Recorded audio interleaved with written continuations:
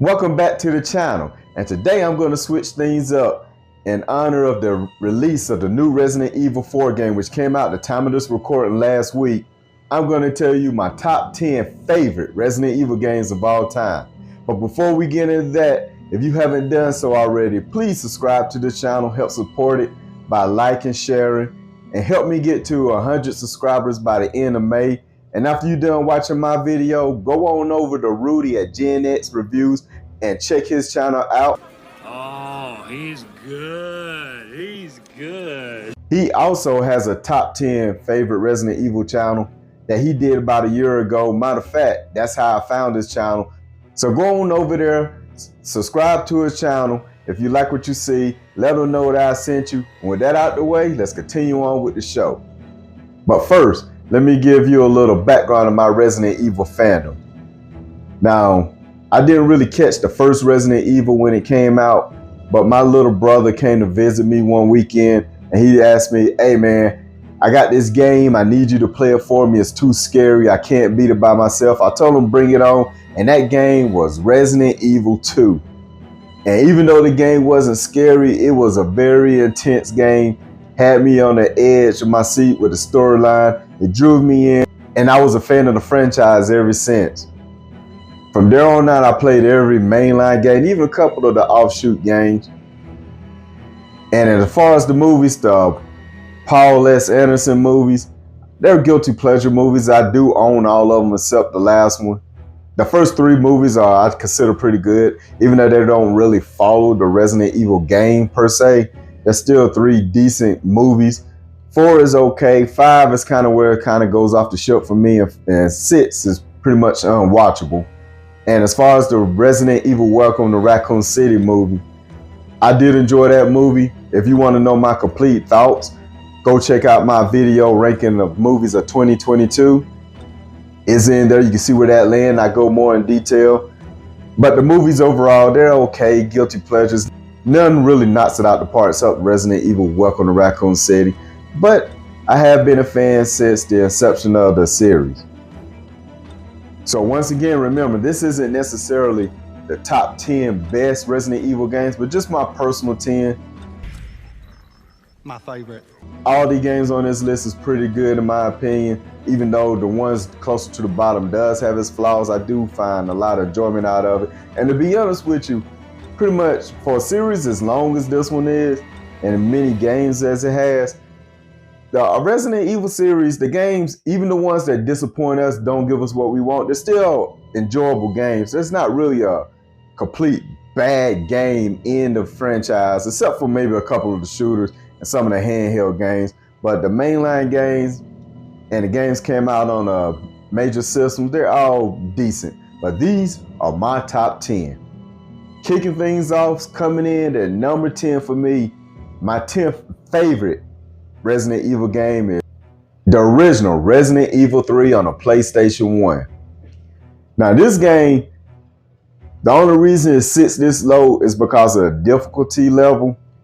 For a game that still was following the old school tank controls, which I do not hate, but for a game that's trying to implement a lot of action where you're running, have to hit corners precise, using the tank controls kind of made it where the difficulty level sometimes got overbearing. You're gonna die a whole lot in this game, and it gets to the point where it gets a little frustrating and takes away from some of the fun.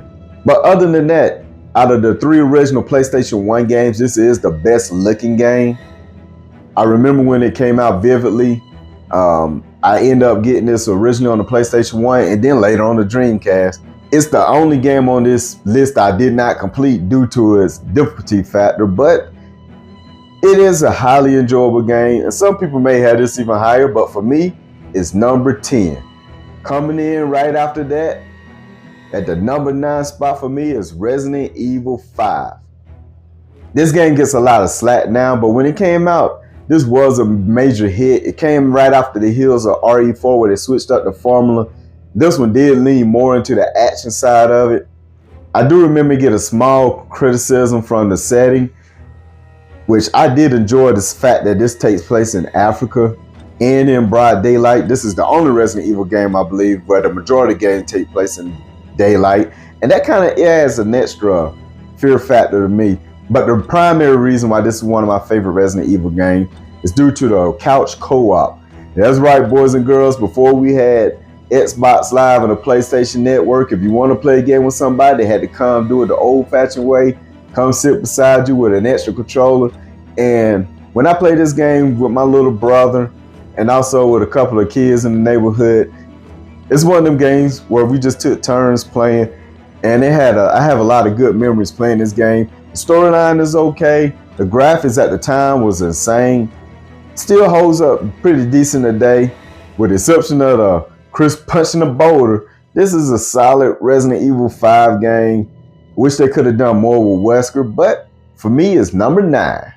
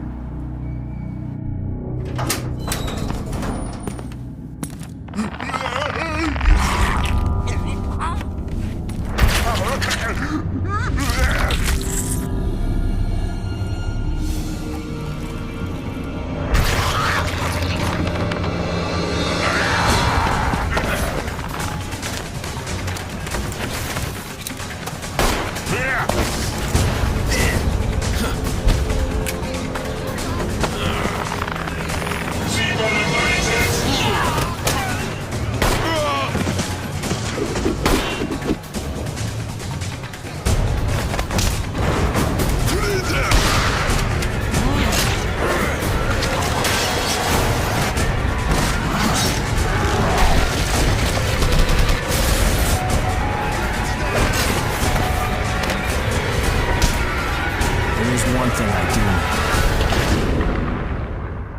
I have a job to do, and I'm gonna see it through.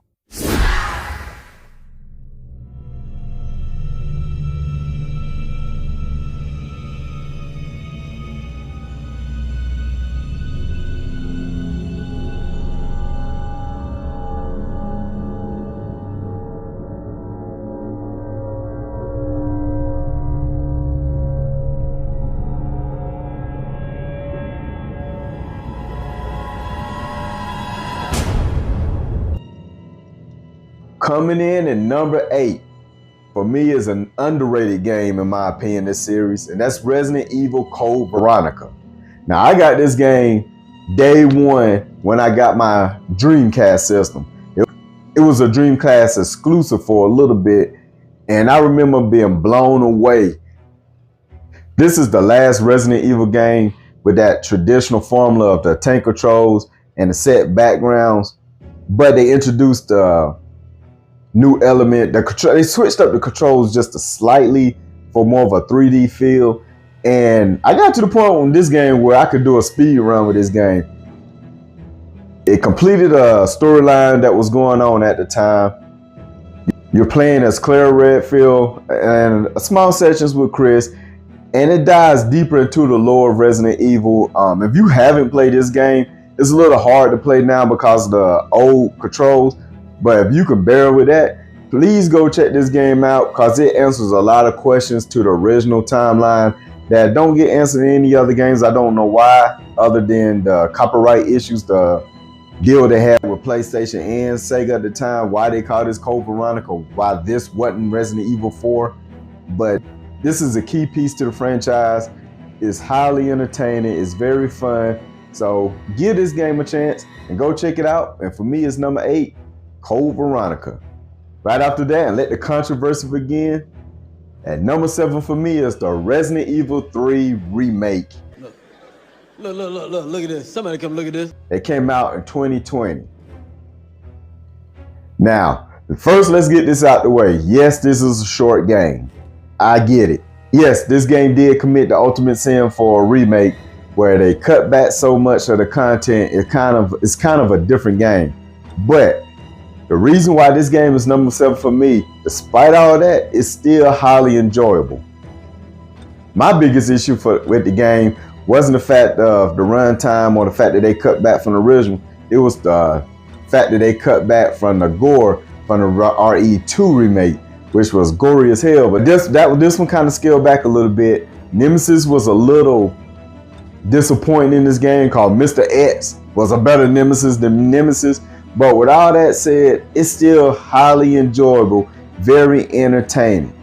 There's not a moment you play in this game where you're bored. And on top of that, and it corrected my biggest issue from the original RE3, which was the difficulty level, where the controls are better suited for this style of game. Yes, I do wish it was a little bit longer. I think this game would have been better received if it was a DLC instead of a full-blown game where you're paying $60 for maybe something you could speed run in an hour and a half. I think my best time, I beat this game in, I think I got it under 59 minutes.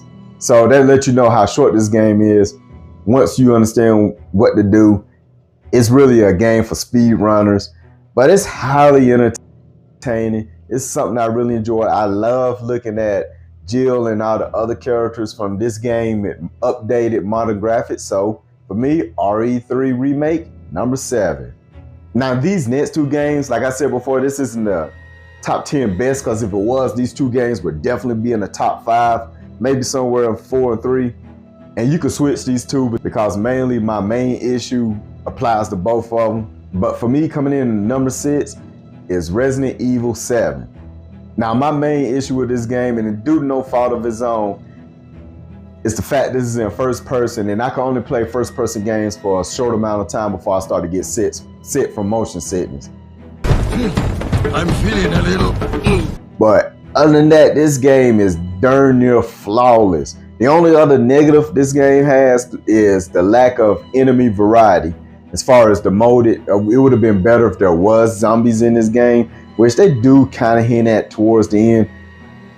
But the Baker family, if you haven't played this game, picture Texas Chainsaw Massacre meet Resident Evil. This is by far, without a shadow of a doubt, the scariest game in the franchise. As a matter of fact, this game is so good that I risk being sick to play through it because the storyline was so intriguing. The Baker family was highly entertaining. And this is the game that brought Resident Evil back to its roots. Like I said, really the only main flaw is the lack of enemy variety. But if you was lucky enough to play this game on a PlayStation VR, you went for one hell of a ride, because it is by far the scariest, most intense gaming experience you will ever have. This game is actually scarier than some movies, which is saying a lot. And like I said before, the only reason why this is number 6 and not high on this list is because of the first person perspective. If it wasn't for that, this would definitely be in the top 3. Alright, what do you say we play a little game?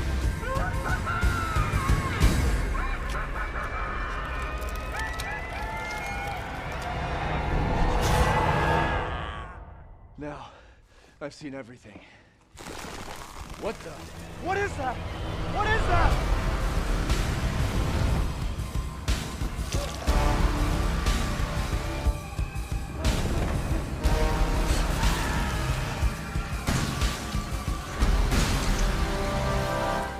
What is it? They're dead. They're all dead. This house has seen more than you can imagine, and it knows.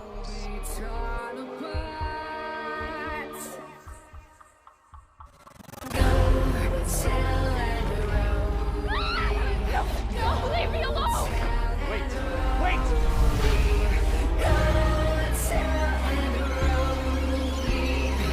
Ethan, don't lose it. It's important.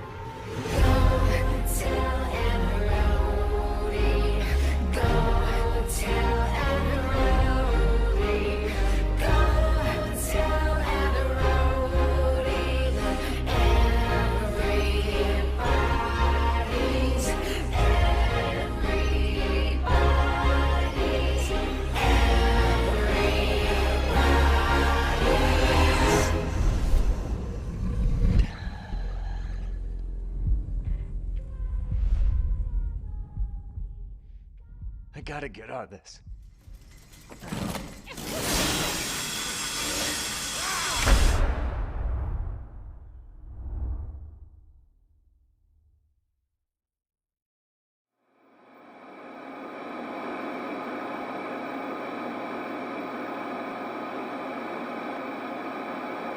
And right after that, Resident Evil 8. Now, before you say anything, I know that the game is being updated where you can play a third person perspective, but I haven't went back and played it yet. But this game pretty much addressed really the only real negative thing I had with Resident Evil 7. There's a plethora of enemy variety in this game. It picks up right after RE7, which I won't spoil for those who haven't played. The storyline is intriguing. It's a little off the rails for an RE game, but it's so entertaining you can excuse the fact that this deals more with werewolves and other beasts compared to zombies. But this is a game, if it wasn't for the fact that a first person perspective made me say this would probably be number 2, maybe number 1. But since I'm old and I can't deal with the first person perspective, RE8 is number 5.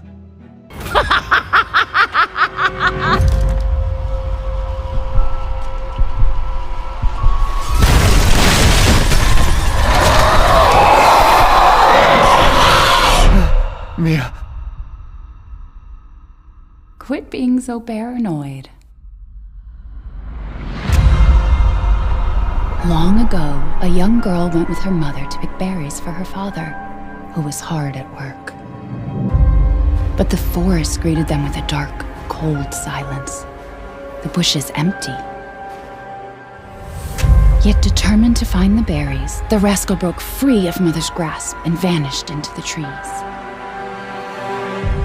Mother's worried cries faded fast as the girl ran on, over vine, under branch, and into the forest deep.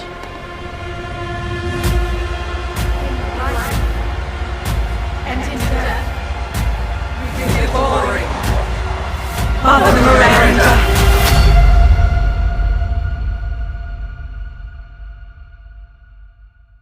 It's just a local tale.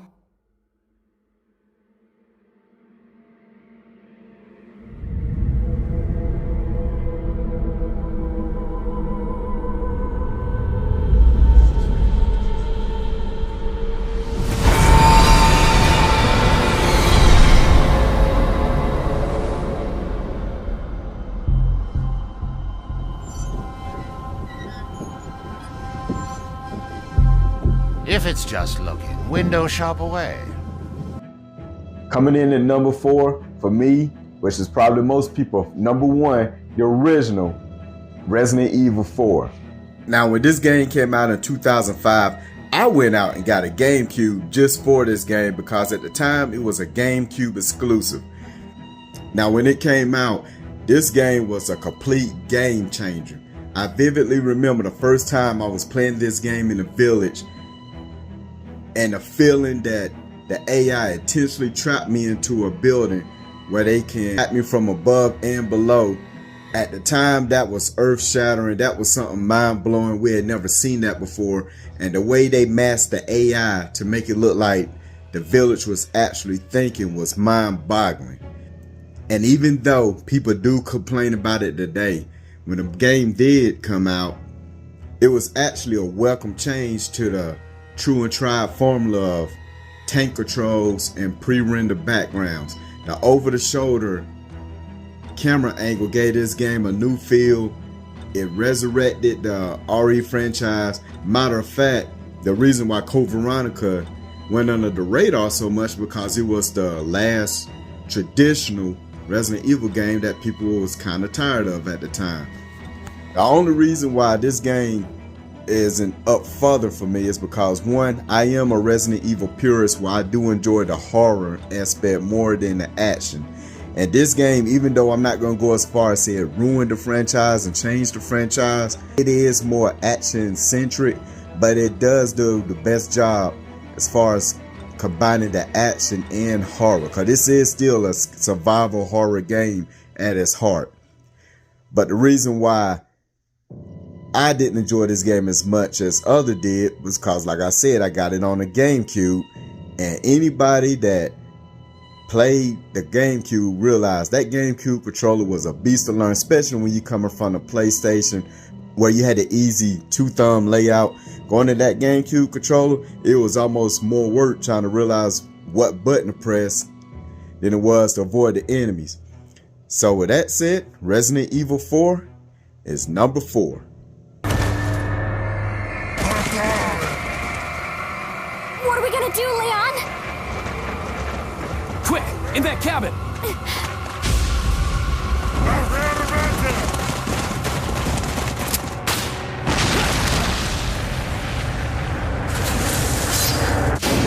Resident Evil 4. Ashley! Oh my god! What's going on?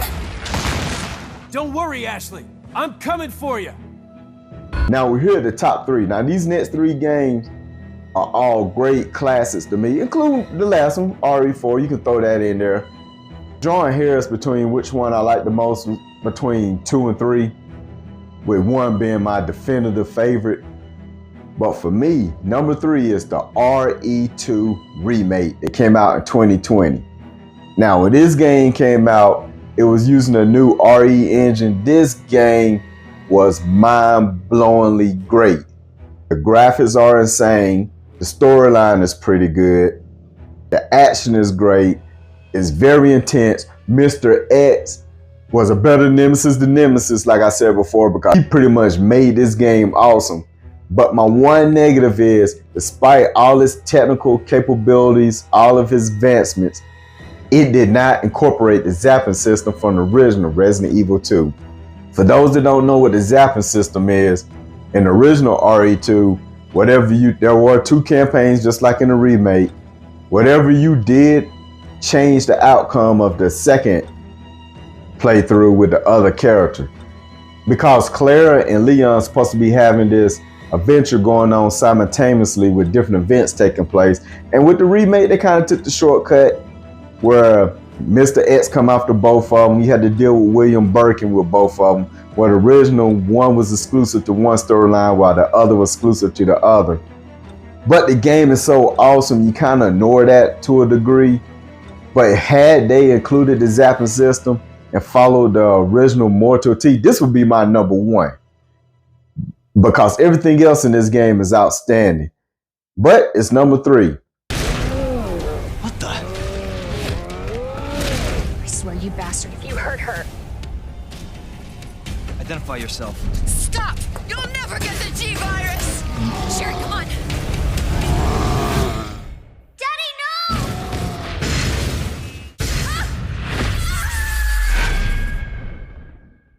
Claire, wake up! After you. Gee, thanks. Which lead me to the number 2 for me is perhaps arguably the greatest remake of all time. And that's the original Resident Evil remake. Now, this is what a remake's supposed to do. It took the heart and soul of the original Resident Evil and added on to the lore. It updated the graphics. It added to the storyline and lore by adding Lisa and Trevor, leaving more documents to read, to add to the background story. It's more tragic, and holy crap, by them adding a Crimson Head, I will never forget the first time I realized, unlike all the other Resident Evil games, once you kill a zombie, you have to burn the body, because if you don't, they come back stronger and faster than ever. And by the time I realized, I probably killed about 40 to 50 zombies, and I dreaded going back through the mansion, knowing I had to deal with 40 to 50 Crimson Heads. And for some reason, Capcom haven't brought them back. Come on, Capcom, what are you doing? The Crimson Heads was a welcome added addition to the game. All the enemy battles was on par with the original. Matter of fact, if you haven't noticed, the original isn't on my list, and it's definitely not number 1, because I had no need to go back and play the original, because this game is exactly like the original, but added to it. So I got a more complete experience, and the graphics are outstanding. This game is by itself is almost 20 years old, and the graphics are still some of the best graphics ever put to any game system. So if you haven't, for some reason, played the Resident Evil remake, especially the RE high definition remake, please do yourself a favor. Stop what you're doing.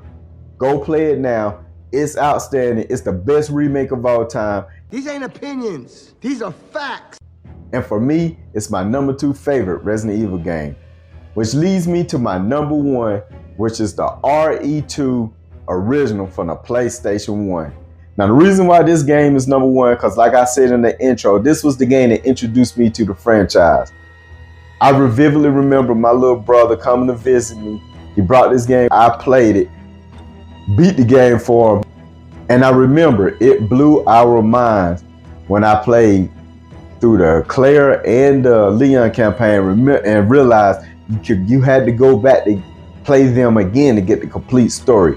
Now keep in mind, this game came out before the internet, before everything was spoiled. The only way to know what to do was either go buy the books that came out with the games and word of mouth. This game lured me in, made me a RE fan. The storyline is perfect. The graphics is a little, this game is over 20 years old, so the graphics are a little rough. I understand if you don't like the tank controls, but for me, this was the perfect horror survival game, and it's my all-time favorite. RE2 on the original PlayStation is number one for me. G-Virus away from me. G-Virus? Its potential is even greater than that of the T-Virus. The monster that's been tearing my prison apart is yet another product of the G-Virus. An ultimate bioweapon.